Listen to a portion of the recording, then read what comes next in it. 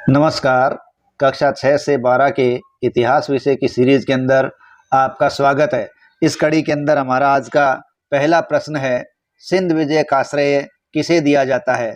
चार ऑप्शनों में देखिए, मैकाले, आउट्राम, अलेक्जेंडर बार्न्स और चार्ल्स नेपियर। देखिए, सिंध विजय का जो श्रेय है वो चार्ल्स नेपियर को दिया जाता है।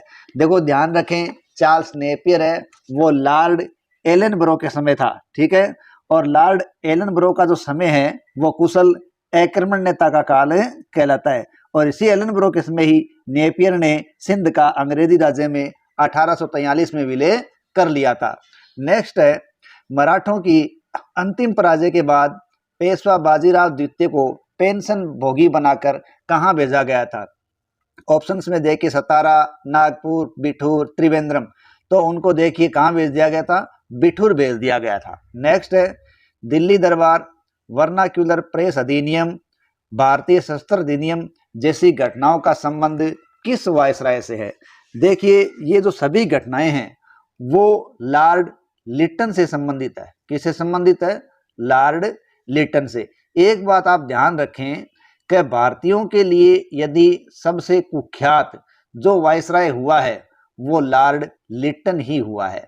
लॉर्ड लिटन है, उसका काल है वो 1876 से शुरू हुआ था।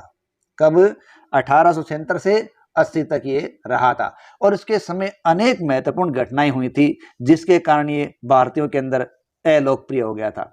देखिए, लिटन है, उसने अफगानिस्तान के प्रति जोश भरी नीति, फॉरवर्ड नीति का अनुसरण किया।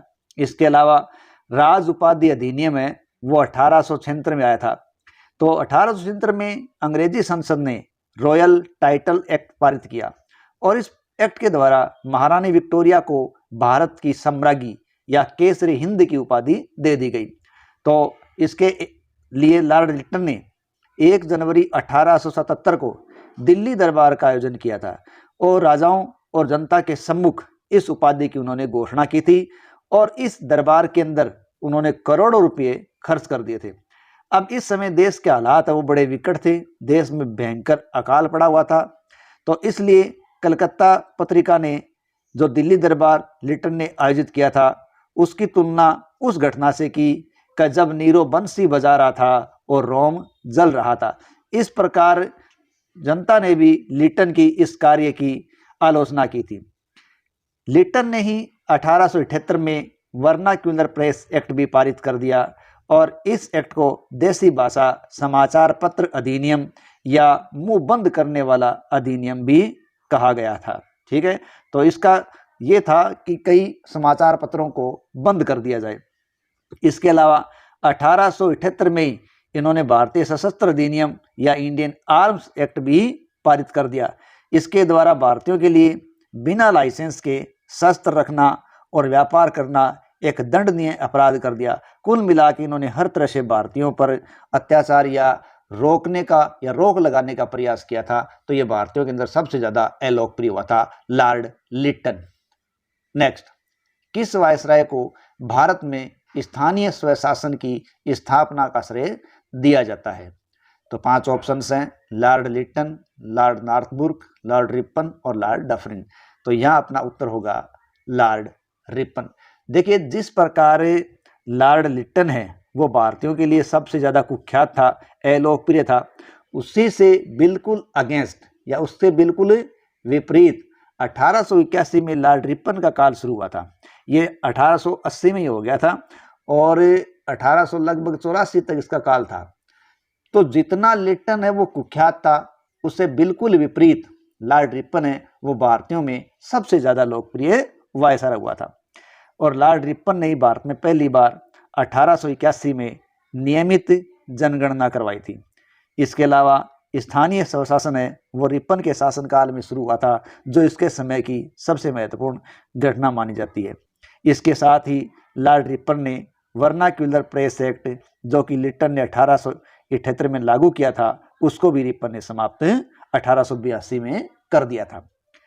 इनके समय एल्बर्ट बिल विवाद 1883 में हुआ और इसका उद्देश्य जाति भेद पर आधारित सभी न्यायिक अयोग्यताओं को समाप्त करके भारतीय और यूरोपीय न्यायाधीशों को शक्तियों को समान करना था। लेकिन भारतीय न्यायाधीशों को भी अंग्रेजों के मामले की सुनवाई का जब अधिकार दिया गया तो अंग्रेज खुद ही लॉर्ड रिपन के खिलाफ हो गए थे। अगला है, बंगाल में हुए पागलपंथी विद्रोह को नेतृत्व किसने प्रदान किया था? तो देखिए, बंगाल की पागलपंथी विद्रोह को नेतृत्व देने वाला व्यक्ति था करम शाह। कौन था? करम शाह। नेक्स्ट हमारा प्रश्न है, असम के अहोम विद्रोह का नायक कौन था? तो देखिए, असम के अहोम विद्रोह का नायक गोमधर कुंवर था। नेक्स्ट, बंकिम चंद्र चटर्जी के उपन्यास आनंद मठ में किस विद्रोह का उल्लेख है? देखिए, बंकिम चंद्र चटर्जी के उपन्यास आनंद मठ में सन्यासी विद्रोह का उल्लेख किया गया है। देखिए, जहां तक सन्यासी विद्रोह की बात है, वो बिहार और बंगाल के क्षेत्रों में चला था और इसके नेता केना सरकार थे। ठीक है, ध्यान रखिए, सन्यासी विद्रोह के नेता केना सरकार थे और ये विद्रोह 1770 से लेकर, ध्यान रखें, 1770 से लेकर ये 1820 तक चलता रहा था। ठीक है। नेक्स्ट, वहाबी आंदोलन के प्रवर्तक कौन थे? देखिए, वहाबी आंदोलन के प्रवर्तक थे सैयद अहमद और इनके साथी थे टिट्टू मीर। तो ये वहाबी आंदोलन के प्रवर्तक थे। और वहाबी आंदोलन भी देखिए, बंगाल, बिहार, जिस प्रकार सन्यासी आंदोलन है वो बंगाल बिहार में था, उसी प्रकार वहाबी आंदोलन भी बंगाल, बिहार और उत्तर प्रदेश में चल रहा था। और ये जो वहाबी आंदोलन है वो 1764 से 1831 के मध्य लगातार चल रहा था। उल गुलान विद्रोह का संबंध किससे है? देखिए, उल गुलान विद्रोह का संबंध बिरसा मुंडा से है, जो नागपुर के या छोटा नागपुर क्षेत्रों में हुआ था। नेक्स्ट है, संताल विद्रोह 1855-56 ईस्वी का नेतृत्व किसने किया था? देखिए, संताल विद्रोह 1855-56 में नेतृत्व सिद्धू और कान्हू के हाथ में था। तो ये ऑप्शन हो गया सिद्धू और कान्हू। देखो, ये क्षेत्र है वो राजमहल पहाड़ी, जो बिहार का क्षेत्र है, वहां पर ही चला था और संथालों का विद्रोह था तथा उनकी अपनी सरकार स्थापित करना इनका उद्देश्य था। संथालों द्वारा मेजर बरो के नेतृत्व में अंग्रेजों की पराजय थी और प्रभावी जो क्षेत्र है वो सेना को सुपुर्द किया गया और 1856 के अंत तक विद्रोह का दमन हुआ। और भविष्य में संतालों का विद्रोह रोकने के लिए संताल परगना है वो जिला निर्मित किया गया था।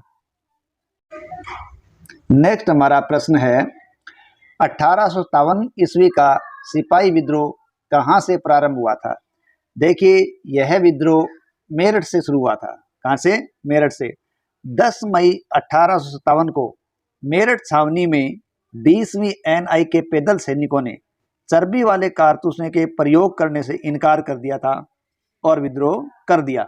मेरठ के सैनिकों ने 12 मई 1857 को बहादुर शाह द्वितीय को भारत का बादशाह व विद्रोह का नेता घोषित किया और क्रांति को आगे बढ़ाया था। और अलग अलग क्षेत्रों में अलग अलग व्यक्तियों ने इस क्रांति को अपना नेतृत्व प्रदान किया था और बाद में इस क्रांति को अलग अलग लोगों द्वारा अलग अलग नाम दिया गया।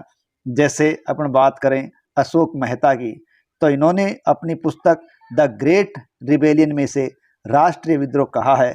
वीडी सावरकर ने अपनी पुस्तक the Indian war of independence में इसे सुनियोजित स्वतंत्रता संग्राम की संज्ञा दी है। वहीं सर सैयद अहमद खान ने अपनी पुस्तक an essay on the cause of the Indian revolt में इसे सैनिक विद्रोह माना है। और वहीं TR होम्स इसे बर्बरता तथा सभ्यता के बीच का युद्ध कहते हैं। इस प्रकार अलग अलग ने अलग अलग तरीके से इसकी व्याख्या की है। नेक्स्ट है, 1857 के विद्रोह के समय भारत का गवर्नर जनरल कौन था? देखिए, जब 1857 का विद्रोह हुआ था उस समय भारत का गवर्नर जनरल है वो लॉर्ड कैनिंग था।